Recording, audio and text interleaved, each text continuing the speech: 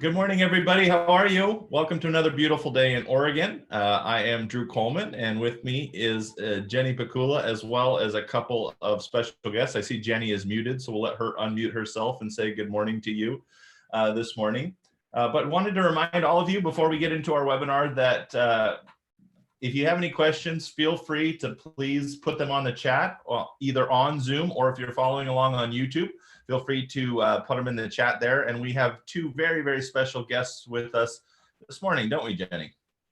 We do. Good morning, Drew, Vince, and Bob. It's so great to have you here today. Welcome to another Morning Missives with Drew and Jenny. Perfect. Drew, do you want to introduce Vince, and I'll take Bob? I would like to introduce Vince. It's funny, you know, because I was just catching up on my reading this morning, which I try to do every morning, just so I kind of know more about the bats that I am using in my day-to-day life. So let me ask you this, Vince, this is hard with the virtual background, but as a bat authenticator, what would a game used Bob Goldberg bat sell for on the open market, do you think? Well, in these days, Drew, a whole lot, because he's been a heavy hitter for us over these last several years. So I know that I'd be a bidder, just put it that way, okay? Well, I think we'd have a lot of them. And in case you don't know who's joining us today, I have the pleasure of speaking with Vince Malta. And Vince is the 2020 president of the National Association of Realtors. Vince is based out of San Francisco, California. He's a third-generation realtor and the CEO and broker of Malta & Company. Vince has been in the real estate business 43 years. Hard to believe at 43, he's been in the business 43 years, but he served the industry in countless roles. National level, he's testified before Congress multiple times on behalf of NAR on issues such as the impact of increasing conforming loan limits, insurance reform, and housing policy. He's also served on the NAR board of directors from 2002 to present, and was the 2010 and 2011 vice president of government affairs. So since 1988, Vince has been deeply involved in the California Association of Realtors, CAR as well. And in 2002, he became an honorary state director for life. 2006, CAR elected him president. He was awarded Realtor of the Year in the state of California, just a tiny little state just south of us, in 2007. So he's a graduate of University of San Francisco and University of San Francisco School of Law. So in case you wonder how many people Vince represents, just a tiny little 1.3 million members around the country. So Vince, thanks for joining us this morning. Thank you, Drew. Thank you, Jenny. And hello from San Francisco to my neighbors to the north. It's great to gather together like this to share information and encouragement. And I understand you've been holding these morning missive webinars each month. So hats off to you guys for making sure Oregon realtors are staying informed, connected during these very important times. So in many ways, I feel like our realtor team is stronger than ever. That here is something that we were not doing, and now we are. Necessity is the mother of all invention, which has been said. And that resiliency and adaptability that we have seen throughout this period is a testament to all of you. So thank you for that. To Jenny and Drew and to President Lori Palermo and her executive team, thank you for your leadership and commitment in this extraordinary year.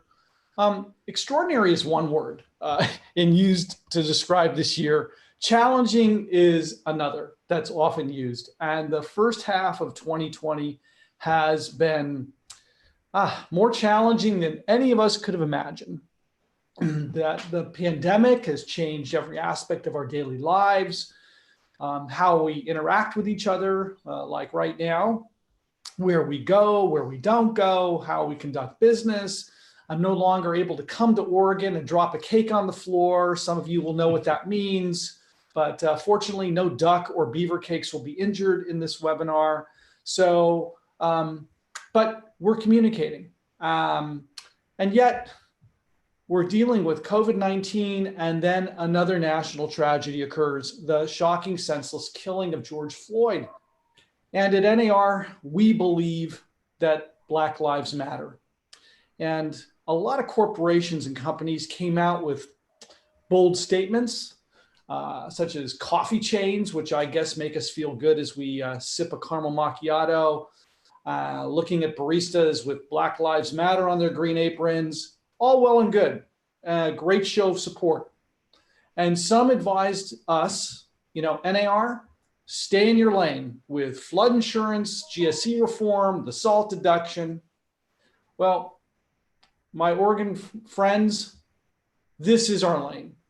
And this is the time for realtors to step up and lead. And it's realtors, it's all of us that must be active participants in promoting equality, inclusion, and acceptance.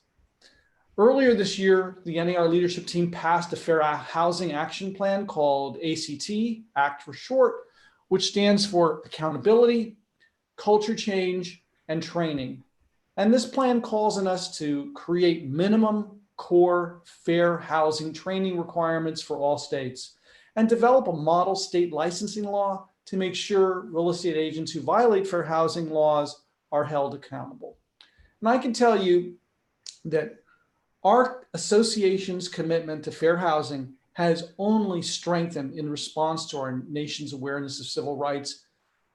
We announced a partnership with the U.S. Chamber of Commerce's Equality of Opportunity Initiative as part of a broad national effort to examine economic inequality and advance economic inclusion in America. Last week, we sent a letter to HUD asking the agency to reverse a course on their effort to weaken the disparate impact rule, which is meant to combat housing discrimination. The new proposed HUD directive would actually raise the burden of proof for filing a housing discrimination claim. Okay. Something that we probably would have been supportive of in the old days. Well, we have been joined in our opposition to this directive with financial institutions, Congress, and fair housing advocates. So we're doing a lot on so many different levels. Internally, our Strategic Thinking Advisory Committee, we call STAC, is pivoting to make NAR the leader in addressing racial inequality on an association and industry level. It's going to take a lot of collaboration, but we're going to get there. Yeah. And what can we do now? Well, first, I invite you to watch and share NAR's new video on implicit bias. It's about 45 minutes. And I got to tell you, personally, I got so much from it. And everyone that I've talked with has been very positive regarding their response. There are so many things that I am working on to make sure that I have protocols in place to treat people fairly and equitably. You could also obtain an At Home with Diversity certification, which is designed to help realtors work successfully with a rapidly changing multicultural market. I know Elizabeth Mendenhall's been going around the country and doing this. I know she was just recently with you, so hopefully she was able to talk with you a bit about this. And finally, your associations could apply for NAR's new community rebuilding grants, which provides special funding for clearing up and repairing community places such as parks and plazas impacted by racial injustice demonstrations, or any grant that starts a conversation regarding diversity, inclusion, and affordability. It's coming together and collaborating with other groups and having those discussions and getting your members engaged around these issues. Okay, even though we've been tired of it, let's get back to what realtors are doing through the COVID-19 pandemic. Yeah. So first of all, real estate is deemed essential. It took a lot of work to deem it essential. So thank you, Oregon realtors at the state and local level for accomplishing that. And what's now key is convincing the public that this essential work can be done while keeping everyone involved safe. NAR partnered with a research firm on a series of surveys to explore how home buyers and sellers expect home sales transactions to be handled in this new environment. About half of buyers and sellers said that during the pandemic, relying on a real estate professional when searching for or selling a home is much more important than ever. And why is this great?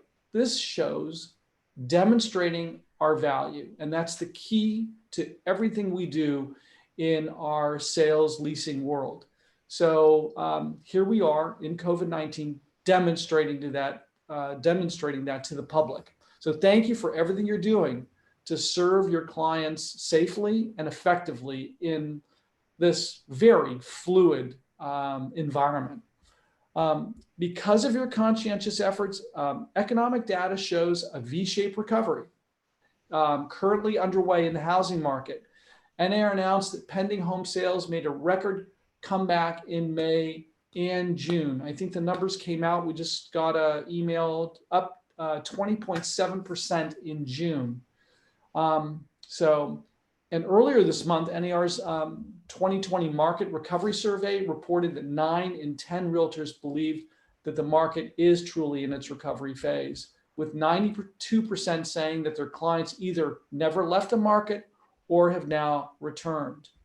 So of course, the market has been very fluid, but we're cautiously optimistic following NAR's most recent housing market monitor, which tracks weekly activity in the housing market. Contract signings or pending sales during the past 4 weeks, ending July the 12th, were up 16% from a year ago. The 30-year fixed rate mortgage remains historically low, and there were 7.5 million new net payroll job gains in May and June. And sure, these numbers are so skewed given the unheard of number of job losses in April, but understand that real estate is a huge economic driver, and our industry makes up nearly 1/5 of the entire economy. So these trends are good news for realtors and for our country. But again, we're not out of the woods. And so we continue to monitor the situation. Please follow along in getting the latest information. Let's talk about advocacy. Over the past few months, realtor advocacy has been nothing short of extraordinary. In fact, in my 43 years of real estate, never have I seen more accomplished by our local, state, and national associations to help our members in our industry. NAR secured major wins for realtors in COVID-19 relief legislation, and we continue to advocate for additional relief measures for our industry. Realtors made sure independent contractors and those living on commission-based income, that's all of us, were eligible for SBA loans, unemployment assistance, and paid sick and family leave. Now, let me stress, this was the first time ever that independent contractors were eligible for stimulus funds. Realtor advocacy made history. We also stood up for consumers, supporting mortgage forbearance measures that allow borrowers of government-backed mortgages to request up to 360 days of payment forbearance. And if any of you were in business back in the Great Recession of 2009, 10, 11, and 12, you know how important that is in keeping people in their homes. We urged Congress to take quick action to appropriate more funds under the SBA programs. And although grant funds have been depleted, there are still funds available. And if your bank is no longer participating in the program, we understand the challenge is finding a new lender that will take you on without a prior relationship. So I ask that you go to our website for some guidance on this, as well as other COVID-19 guidance. The website is realtors@nar.realtor. So it's nar.realtor/coronavirus. Let me get this right, nar.realtor/coronavirus. I want to send you to the right place. There may also be help on the horizon as another round of COVID relief bills are expected to pass before the congressional August recess. We laid out to the Hill a host of ideas that would help keep the housing and real estate industry going during the pandemic. And some of those ongoing priorities include a nationwide remote online notarization law so that online closings could take place in all 50 states, like in Oregon under your pilot program. Liability protections for businesses that reopen following federal and state guidelines. That's so very important. Anyone can make a claim that they got COVID-19 from, let's say, an open house. And I know that there are a lot of agreements that are being signed ahead of time, or waivers, before someone's willing to show you a home. But I think it's very important to get these liability protections in place, because someone can get COVID-19 any place. The science is not truly understood. So we want to provide a safety net and encouragement for those people that are going to follow guidelines. Housing relief for renters, including emergency rental assistance, as well as relief for rental housing providers. Because as we've seen, we talked about some bad laws coming out of California. Hopefully they don't come your way. Well,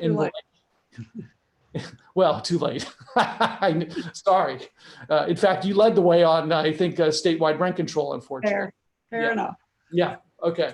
Sorry. But we have to understand that for mom and pop property owners, for renters to be able to forbear their rent for any significant period of time is just too undue a burden. So we need to make sure that there's relief for rental housing providers in this expansion of forbearance, unemployment assistance, and housing counseling services, reforms regarding 1031 and opportunity zone programs to encourage investment and get those deadlines even carried out further. Elimination of the marriage penalty and the SALT deduction, consumer credit protections, broadband access. We know how important internet is out of the home right now, don't we? And home ownership tax incentives. So there is a huge agenda that is going forward, and much of it COVID-19 related. On top of it all, it's an election year, and there is so much at stake within elections at all three levels of government. And our advocacy work and our collective voice is more important than ever. And at a time when we need it most, we've seen years of our investments and relationships building that's paid dividends for realtors. So we planted seeds years ago, we nourished those, and we're the bearer of that fruit, which is fantastic. But we need to continue to fight to protect homeowners, support the real estate industry, and drive the economy forward. And we remain committed to ensuring candidates who will protect homeownership and private property rights win on election day. So our message to you is simple. Realtors, vote, act, and invest. And thank you for anything you could do to support our RPAC goals and to stay engaged with your lawmakers. We're confident in the resilience and commitment displayed by our realtor team during this time. And that is at the state, the local, and the national level. And many things are still uncertain, but one thing is for sure. You, realtors, are leading by example, and realtors will lead our country's recovery. So with that, I thank you. And I have the good fortune to introduce someone on our team that I am blessed every day to be able to work with, someone that came into this job with a tremendous amount of experience and passion for our industry, and who is such a great communicator with me. And that's our association executive, Bob Goldberg. And I have to stress, like you, Oregon, who have a great association executive in Jenny Bakula, I am fortunate, so fortunate to have Bob on our team. So Bob, please take it away. Before Bob, since Drew told a little fun fact about you, Vince, and your bat authentication expertise, I'd like to share a little. Tell them it's baseball bats, because people have no idea sometimes. They might think it's the flying bats, okay? So True, so true. Still strange, but go ahead. But one other thing before we get to Bob, there's a fun fact about Vince that makes him the best NAR president ever. Oh. So he's a 49ers fan. He's from San Francisco. He's a 49ers fan. So no matter what else you do, okay. And we came close, right, Jenny? We came close this year, right? Yeah, we'll get him this year. Close out counts in horseshoes, Vince, not in football. Sorry, brother. Uh-huh. All right. So about our national Realtor CEO. For those of you who don't know Bob, he is a fan of Bruce Springsteen, similar to my love of the 49ers. I've never seen anyone know every detail about Bruce Springsteen, his life, his album. So I'm going to see if I can stump him. Which album did Bruce produce that made him a star? Which one really sent him over the top? That's Born in the USA. That's too easy. Come on. What year? Come on, 1985, and he knocked off Michael Jackson's album as #1. But good, come on, that's this is kid stuff for Bob. This is kid stuff. Oh my God. Okay, fair enough. All right. Well, let me introduce Bob real quick, and then Bob, we look forward to hearing what NAR is doing next because you've done so much. Bob Goldberg is Chief Executive Officer of NAR. During his tenure, Goldberg has focused on transforming the organization and leading efforts to put members first while driving the technology innovation and collaboration needed to position the real estate industry for the future. His bio is very long, so I'm going to summarize it slightly. He is a 24-year veteran of NAR and a recent inductee into the Realtors Political Action Committee Hall of Fame. Goldberg previously served as a NAR Senior Vice President, overseeing a wide portfolio that included sales, marketing, business development, and strategic investments. Before joining NAR, he was a Senior Vice President with PRC Realty Systems, the nation's leading provider of computer-based real estate information. In January 2020, Bob was named #7 on the Swanepoel Power 200, a list of the most powerful and influential executives in real estate. So that's a pretty good lead-in to let you take it away. You made the Swanepoel list and you're in the top 10, Bob. So wow. That's thank you for everything you've done. He's #1 in my book, but go ahead, Bob. Sorry. Wow, thank you. Well, I'll take endorsements. No, first and most importantly, good morning, and thanks, Jenny, and certainly thank you, Drew. It's a pleasure. Vince and I always enjoy having the opportunity to engage with members. We do this quite often, and it's really been a new way for us to find ourselves in front of members, directly answer questions, and to really be involved. You know, when I came in as CEO, and I know when I worked with our leadership team, we had the mission of making sure that we were engaging, making ourselves visible. And so I thought one of the ways to do that is I said, I'm going to be the CEO of the people by being on social media. And I have tens of thousands of followers, and I thought that's the answer. So I'm one of the highest people in the real estate industry that has, I think it's now 40 or 50,000 followers. And then you think about it, wow, there's 1.3, almost 1.4 million members, and that's what the highest of the industry.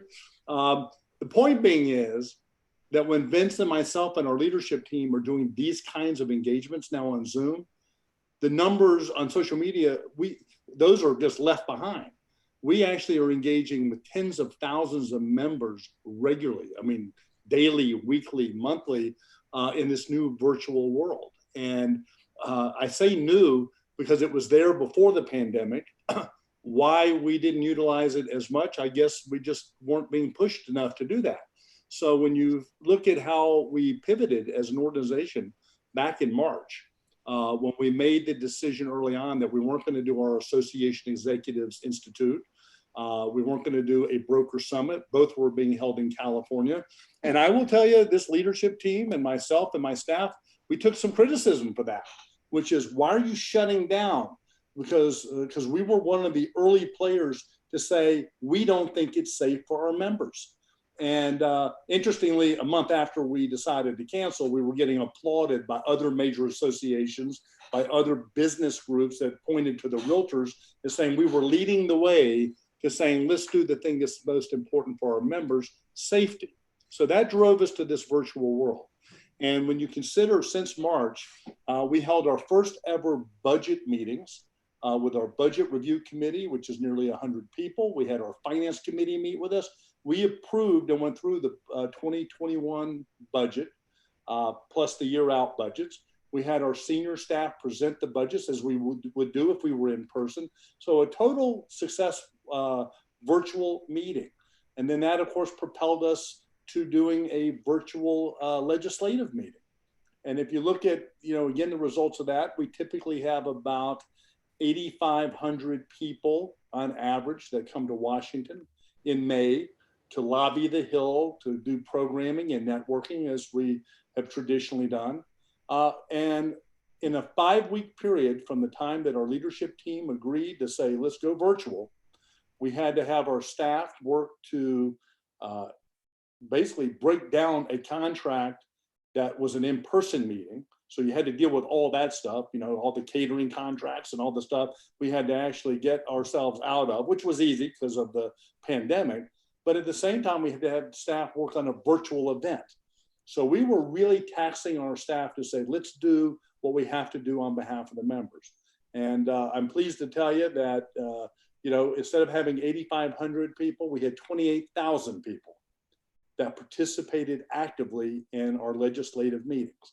And we had keynote speakers, we had committee meetings, we did everything. We had our first virtual board of directors meeting with an e-voting platform where we were able to actually elect our next treasurer.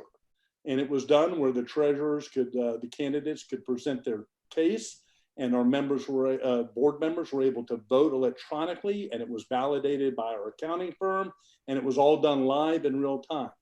The power of what that taught us was we were still able and are still able to effectively lobby on Capitol Hill without having to be in person on the Hill. We have meetings that were happening with legislators, regulators, the administration, with our constituents around the country. Doesn't have to happen that same week as our legislative meeting, that we're doing virtual town halls with their respective Congress people, their respective senators. And so it's an effective way to communicate. They were not on Capitol Hill. Many of them were sitting in their living rooms at home and meeting with their constituents and our members. So we expanded the participation levels, not only of our legislative meetings, we expanded the participation on Hill visits virtually. So that leads us to a discussion about, so what does that mean as we go forward? I know Jenny wanted me to talk a bit about that. And I think it's important to say that I don't even use the term, this is the new norm anymore. It is the norm. And we need to accept that when we get back out of the pandemic, we're going to be in a world, what I call, it's going to be a hybrid world. We're going to sit there and engage with people electronically and virtually like this. We're going to engage with people in person. One will not replace the other. They will augment. And so I envision the day, and I'm hopeful of this, where we have an annual convention, and I'll talk about that in just a minute, where you have a hybrid convention where you still have 15, 20,000 people show up in person, and hopefully 100,000 people engage online. That is getting member engagement at its best. So the golden nugget in all of this, and as terrible as this pandemic is, we're engaging with more members. You all are engaging with your members. And in fact, what we have learned in this is that as Vince and myself and our leadership team have done many meetings like this, we're working with our state associations and our local associations directly doing these kind of video conferences. And the members are, for the first time, hopefully you all are being able to see how local, state, and national work together. We always have worked together, but all many of our members understood is, well, they pay membership dues, and some of it goes to their local, and some goes to state, and some goes to national. But we work very much in concert together with making sure that we can deliver the real true message both to our constituents and to the Hill. And speaking of the Hill, I want to also make one other point here. You know, as Vince mentioned some of the key plays that have been going on and how your realtor organization has been lobbying on your behalf. You know, when 3 years ago, when the association brought me in as the CEO, and I can't tell you what a phenomenal relationship that myself and my team has with our leadership team. That, by the way, that is the key to success for any of you that are leading, that are leaders and your association staff, that it's got to truly be a partnership. You know, we always talk about the staff volunteer partnership.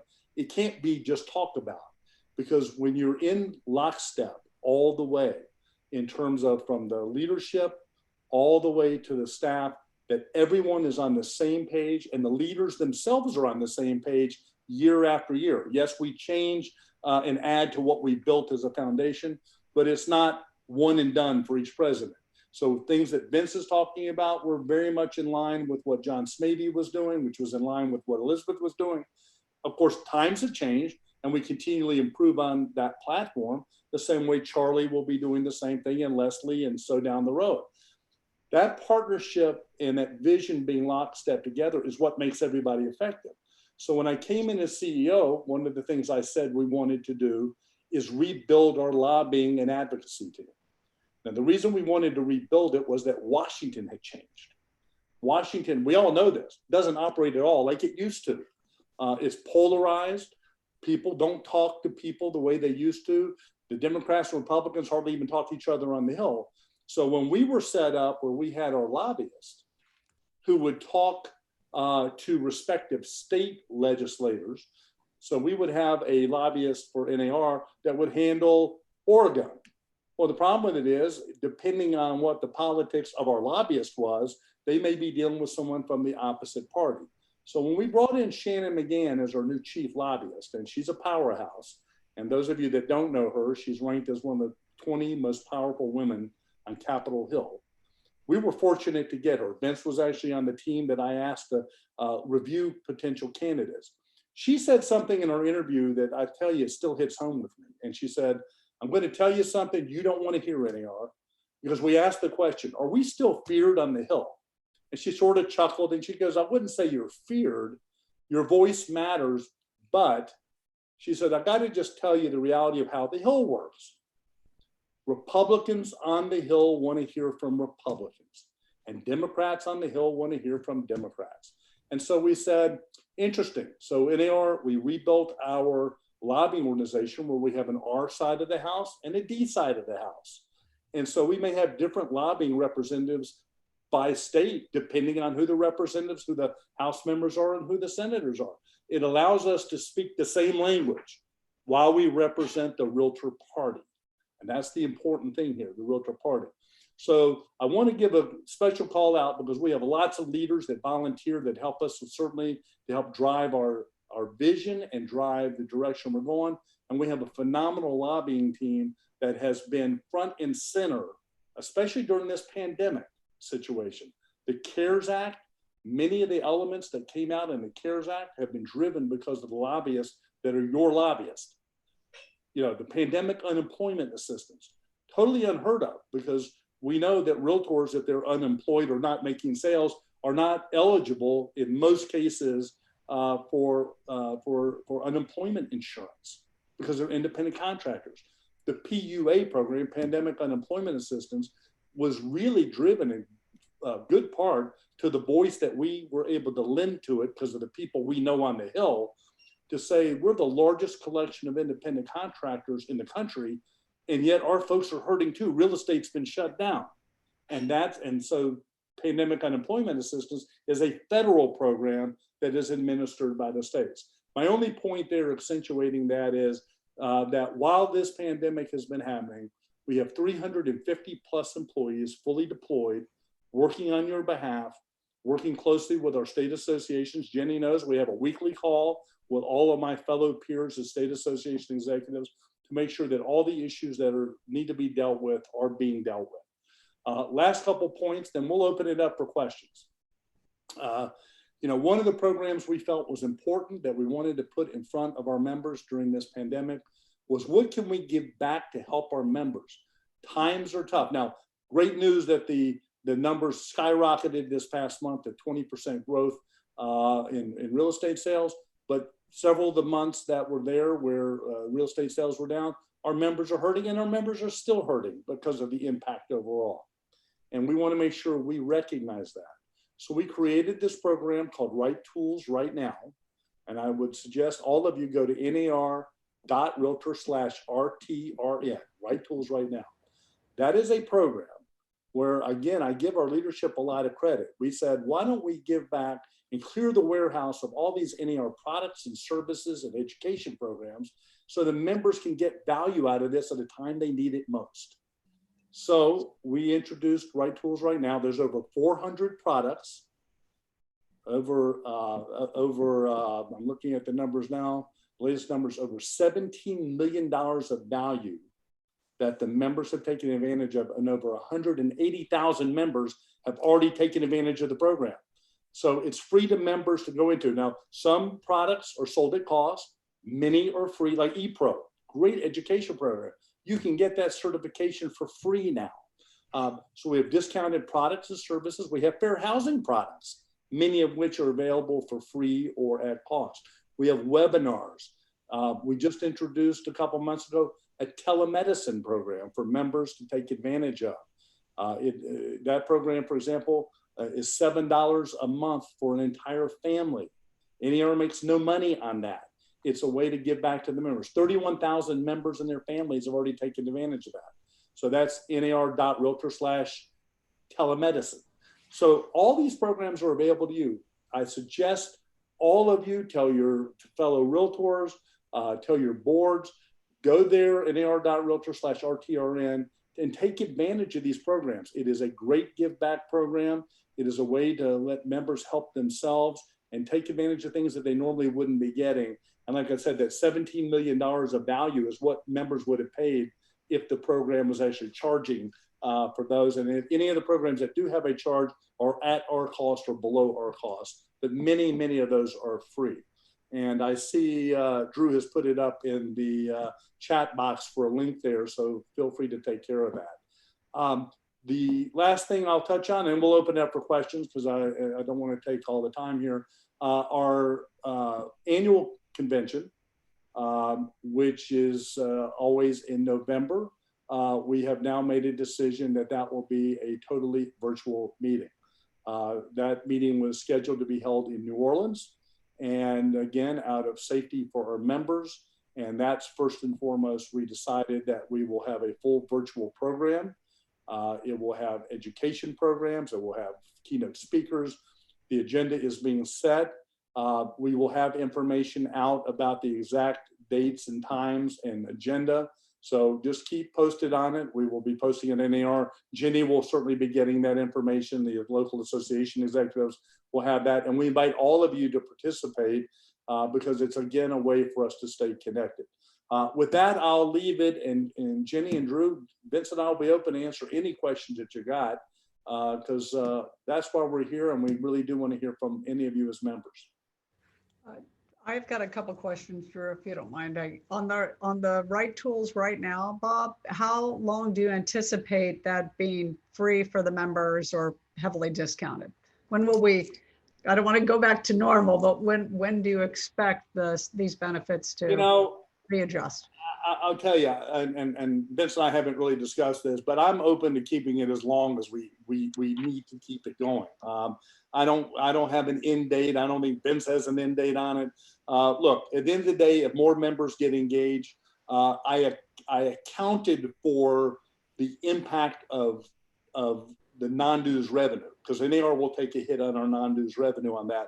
But I built that into the 2021 budget. So there is no hurry in my mind to say, oh, well, we're going to come to an end shortly.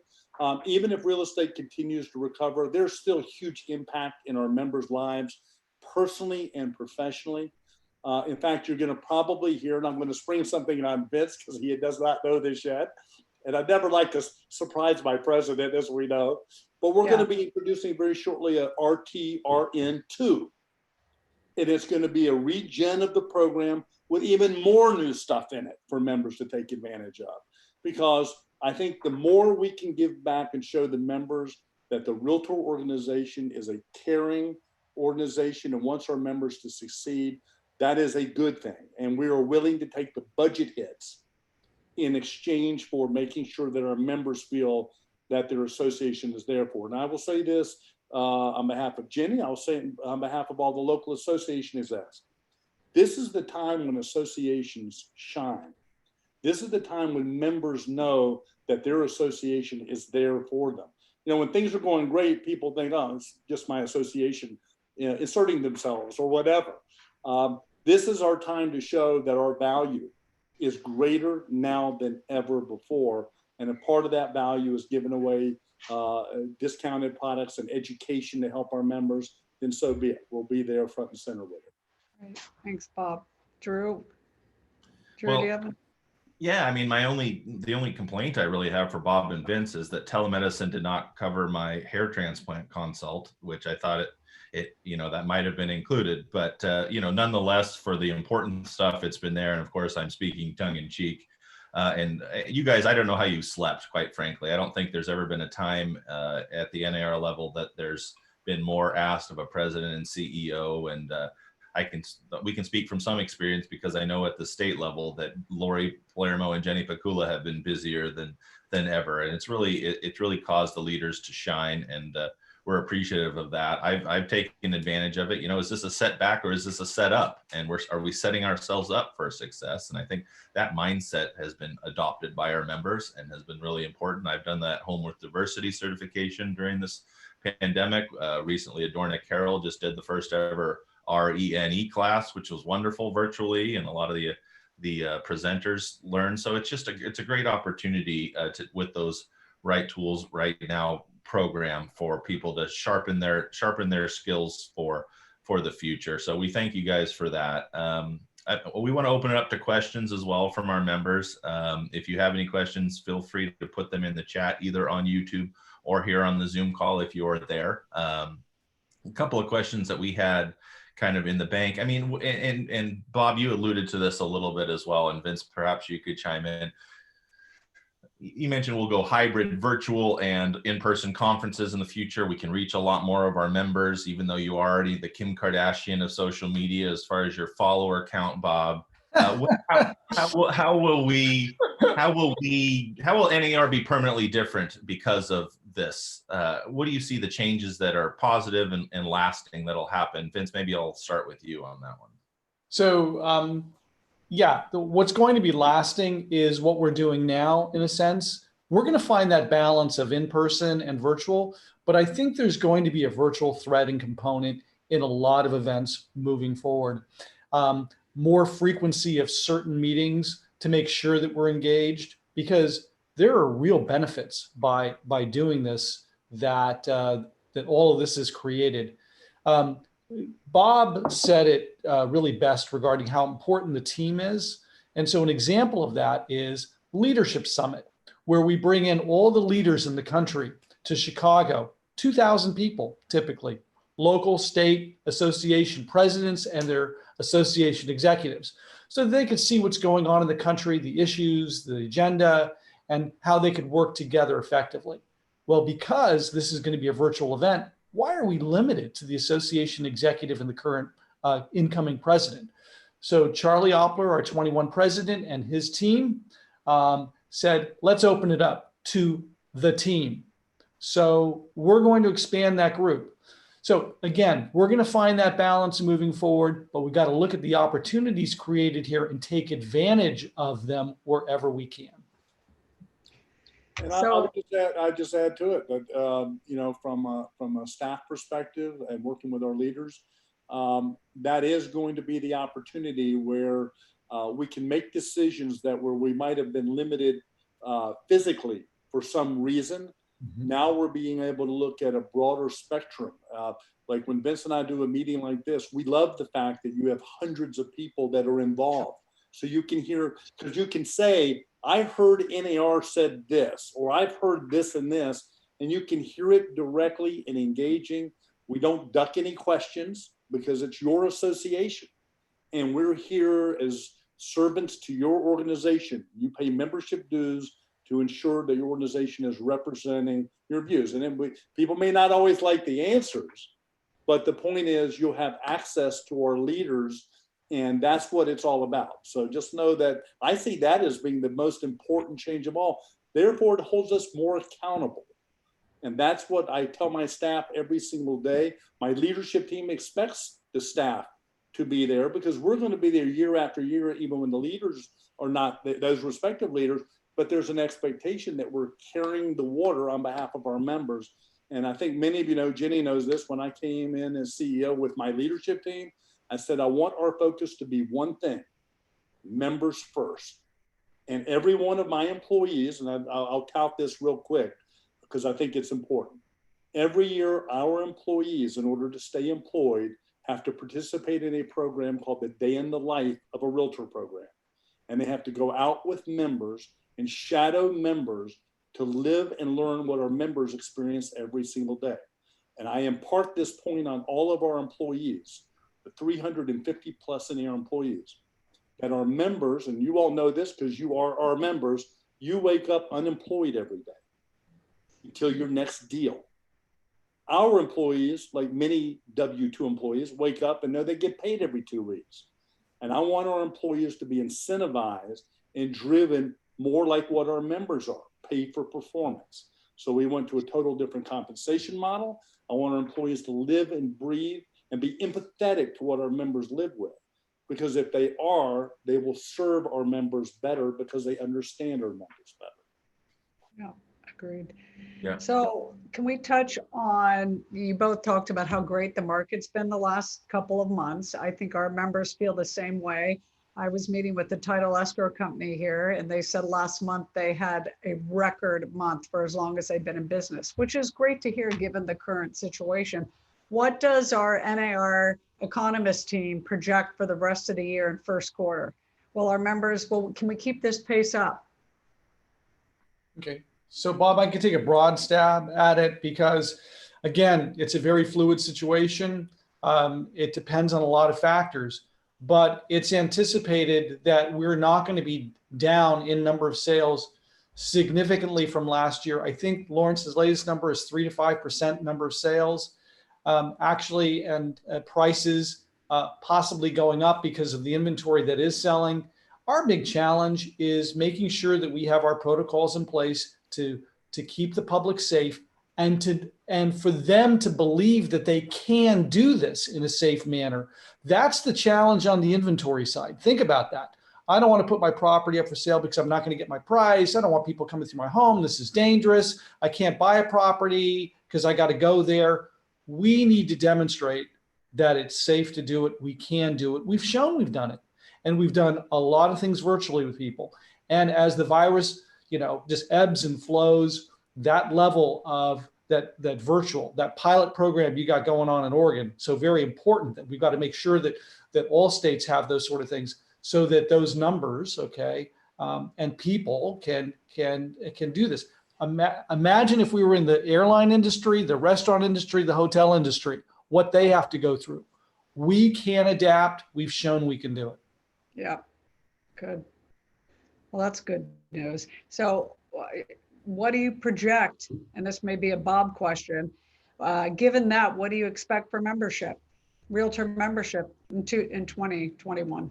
Yeah, we budgeted a slight decline, which, by the way, we were budgeting a slight decline before the pandemic. So we were at the 1.4 million number.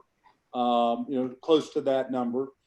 We think we budgeted for about a 1.3 million total number of membership, for the 2021 budgeting process.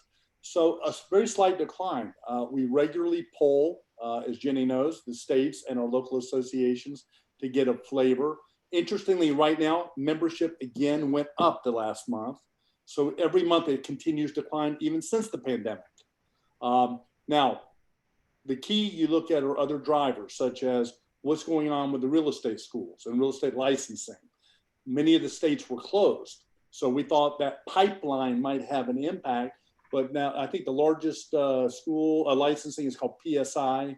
I don't know if that's also in Oregon or not. They resume full licensing around the country.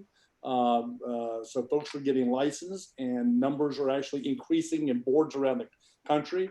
So I think that we may see it being sustainable with a slight decline. I think that would have been a natural play. When billing comes out in the third and fourth quarters, we'll start to get a better read on it. But with real estate being hot and the fact that the work that states have done to ensure that real estate is essential, I think we're in decent shape. But I will be very clear, and our leadership team knows this because I was asked to make sure we do this. I have had my team budget a doomsday scenario budget in case the worst case happens, because the last thing you're going to do is if suddenly membership drops, that in order to cover everything you're doing is go back and tax the members. Then you get into what I call a death spiral. The more members say, well, I can't afford that, now I'm going to drop off. So what you have to do is scale accordingly. And so we are ready and prepared to budgets in place in case the worst happens. We'll continue to think optimistic, but know that if we need to do some things that are using a scalpel to cut programs and services as minimally as possible and still deliver the value that members are paying for, we're prepared to do that. Yeah, we're all in the same boat. Yeah.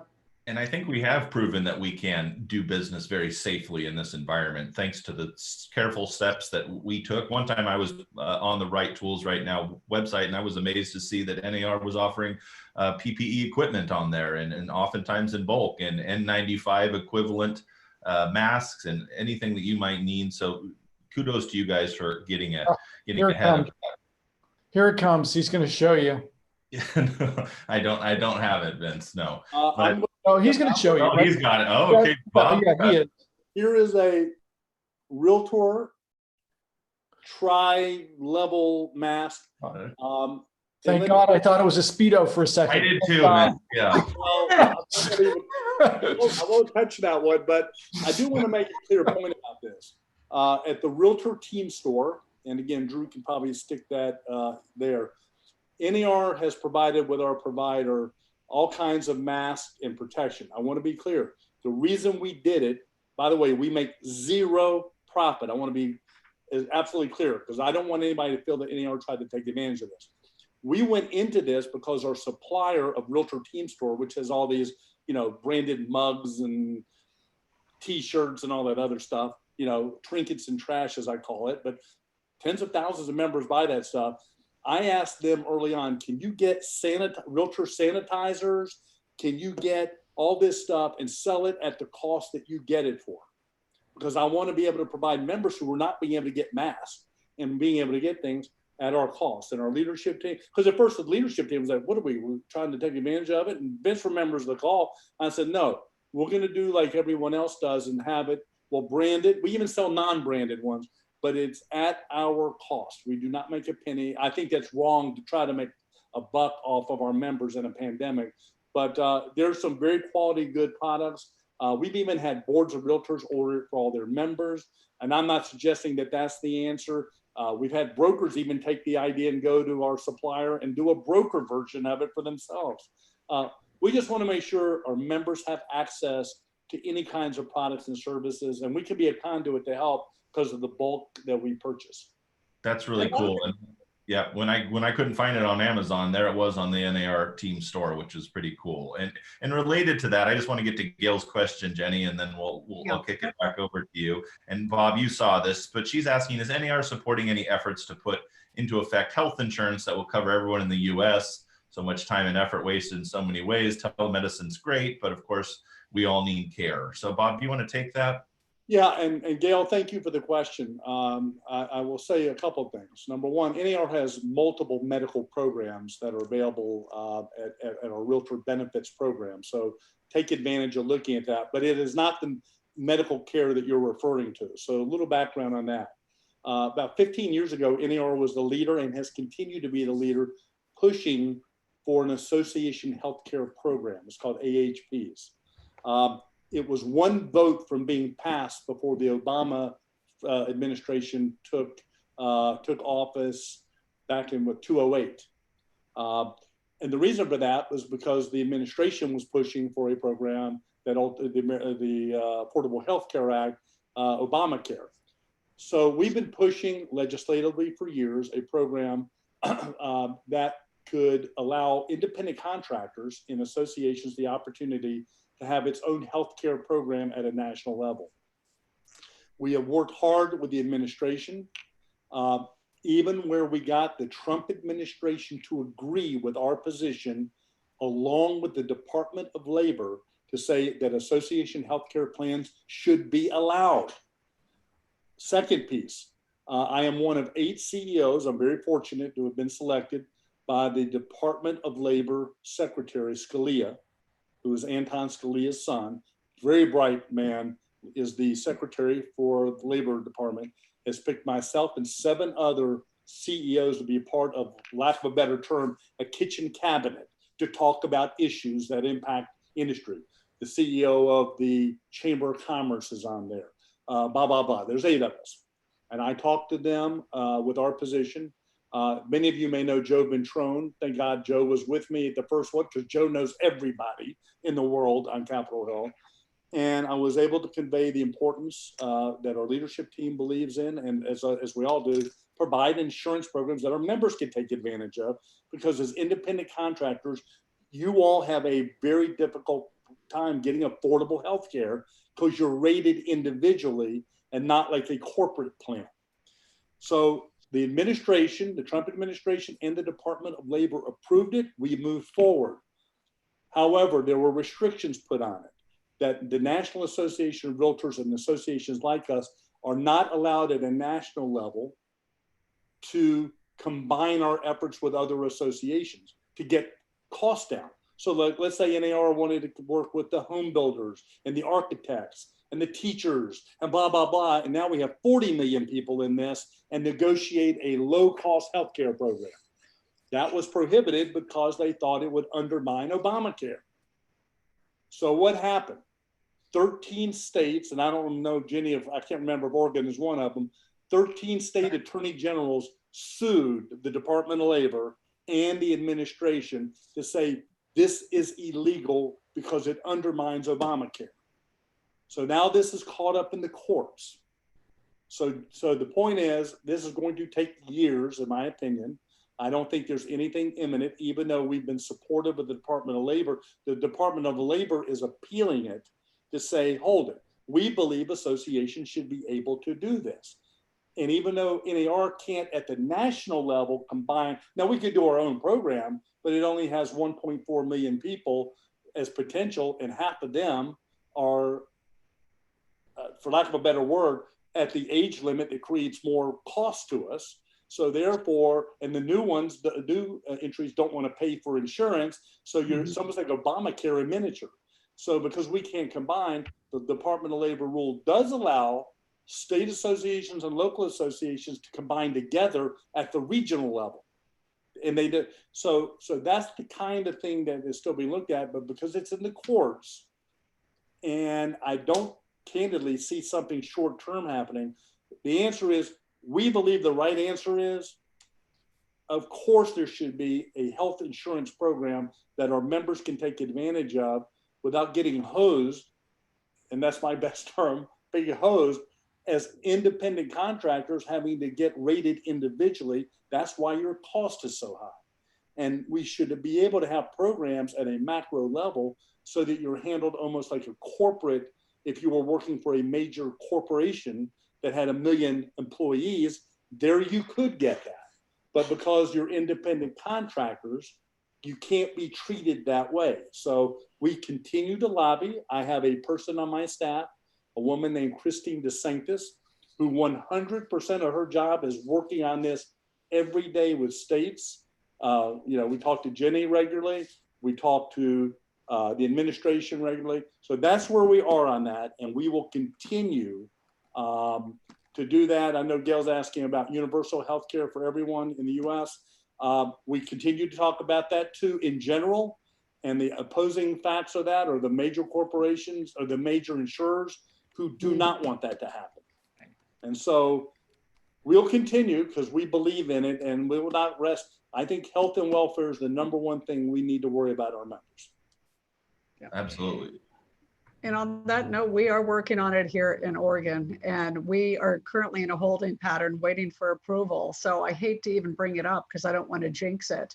But we have worked with Providence and our insurance brokers to work around the lawsuit. We have a great workaround to get you true large group coverage. There are certain criteria that the insurance companies required, but I think it will be an incredible option for our Oregon realtors. But we're caught up in the red tape bureaucracy, not the lawsuit, just sitting right over there right over in Salem at the appropriate office on the pile waiting for approval. COVID has set their timelines back, as usual. But our insurance folks have said there is absolutely no reason to deny this. They've been doing it for 40 years for associations. We have dotted our I's and crossed our T's to make sure the application will be approved. It's a little different than what you might expect for a large group health, but the rates are going to be good and you're going to be able to get it. So patience, stand by. It's a long-term work in progress. So well, we're at the 10:30 mark, Jenny, and I want to ask Vince and Bob one final question as we sign off here, and that is, what makes a great realtor member? And what can someone do to get more involved, to be a better member of the realtor community? What would be a few takeaway points that you would suggest someone employ? Vince, maybe you first.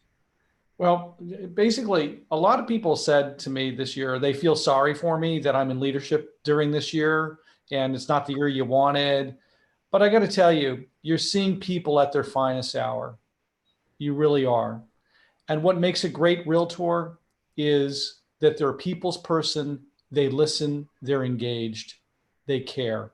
So I'm sorry I can't give you one. You take the full package. And I've never been more proud to be a realtor because I see that in so many people every day. Great answer. Bob, how about you? I'll just close with, your association staff is here to work on your behalf. That is our mission. And the best realtor member that I know are the ones that are participating by being vocal and giving us their opinion. I say this all the time. There's a reason that God gave us 2 ears and 1 mouth, and that is to listen. And I tell you, that's what we're here to do, is hear what you have to say and take that back and hopefully make it actionable on behalf of our members. Good. Thank you. Thank you, Vince and Bob. I really appreciate your time. Both Drew and I and our realtor members here in Oregon are grateful that you shared part of your day with us. Thank you. We'll look forward to seeing you in person eventually, but this works well too. Good. Pleasure, and be well all. Thank you. Thank you That's right. all. I'm going to get some swings in, Vince. I'm going to get some swings in. There you go. Good. All right. Knock it out of the park, everybody. Thank you. Appreciate it. Have a great Thank you, day. everyone. Bye-bye. Thank you all.